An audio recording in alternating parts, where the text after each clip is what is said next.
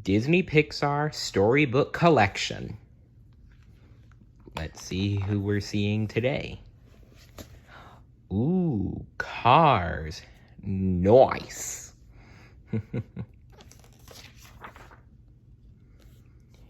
It was the biggest race of the year, the Dinoco 400. The winner would take home the Piston Cup. The flag dropped and the rookie race car, Lightning McQueen, roared onto the track. Lightning quickly took the lead, but he made a mistake. He refused to let his pit crew change his tires. As he entered the last lap, his tires blew out. Lightning limped across the finish line. He was not alone. It was a three-way tie with Chick Hicks and the King. A tiebreaker would be held in California in 1 week. Lightning and his driver, Mac, took off for California. Lightning soon fell asleep.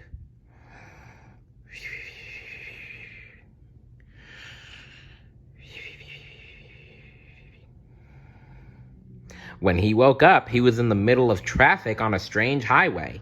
Mac was nowhere to be found. Lightning headed down an exit ramp, completely lost. Suddenly, he heard a sheriff's cruiser chasing him. Lightning raced away. As he tried to escape, he swerved and crashed through a fence. The race car ended up dangling from some telephone wires. "You're in a heap of trouble," Sheriff said.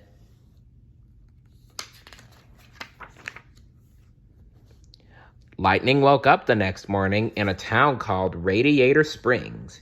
Mater, the tow truck, brought him to traffic court. Everyone in the sleepy town was there. Lightning's driving the night before had ruined the road, and they wanted justice. The judge was an old car named Doc Hudson. When he found out that Lightning was a race car, he wanted him to leave town. But the town lawyer, a Porsche named Sally, disagreed. She wanted Lightning to fix the road he had ruined. Doc hesitantly agreed. Lightning unhappily fixed the road, but he did not do a good job. When Doc ordered him to redo it, Lightning refused. He needed to get to California. Doc challenged him to a race. "If you win, you go.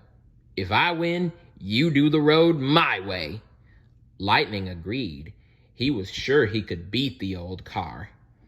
But on a sharp left turn, Lightning lost control. He skidded off the road and plunged over the edge of a cliff into a cactus patch. Ouch. You drive like you fix roads. Lousy. Lightning wasn't happy about fixing the road, but a bet was a bet. He got to work, slowly and carefully this time.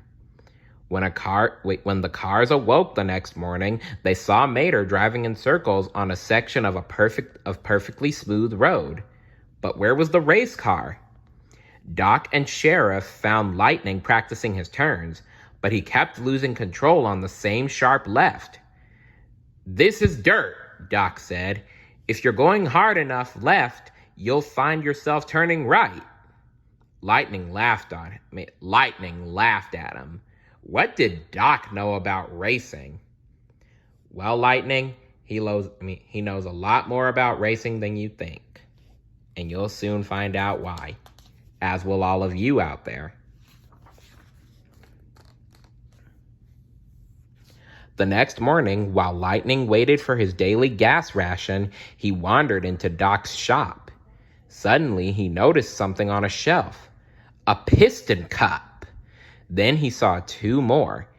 Lightning couldn't believe it. Doc Hudson was the Hudson Hornet, a racing legend. Later that afternoon, Lightning ran into Sally. "Come on, let's go for a drive," she suggested.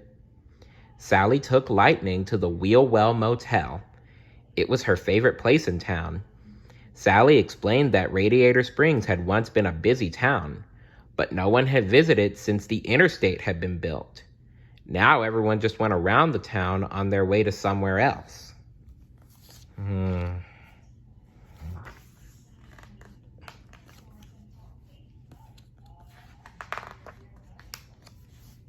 Later that day, Lightning saw Doc roaring around the dirt racetrack.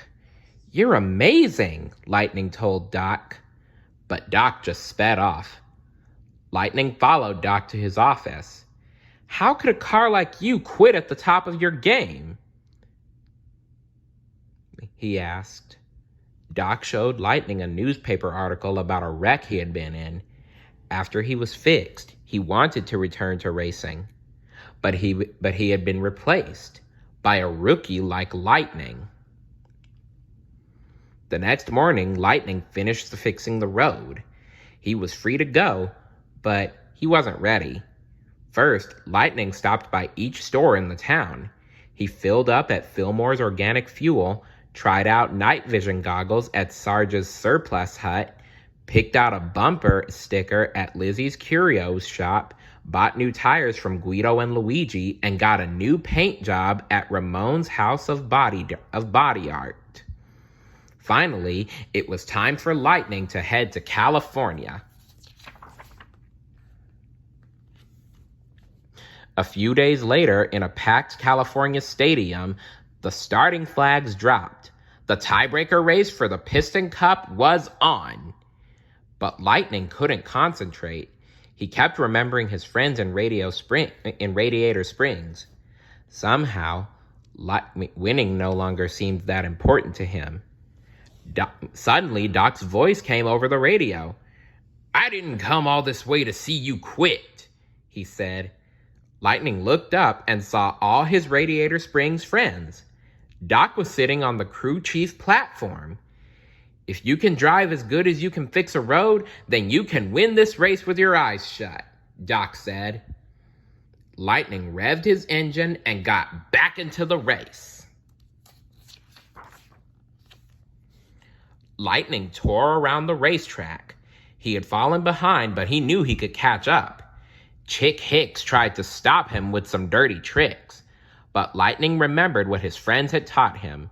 He drove backward. He turned right to go left, and when he blew a tire, Guido performed the fastest tire change in history. Lightning took the lead. Suddenly, Chick rammed the King into a wall. The King flipped.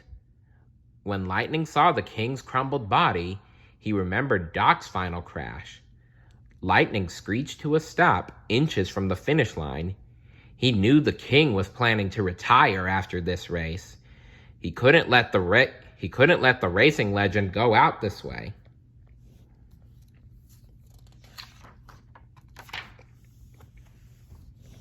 As Chick crossed the finish line, Lightning drove over to the King.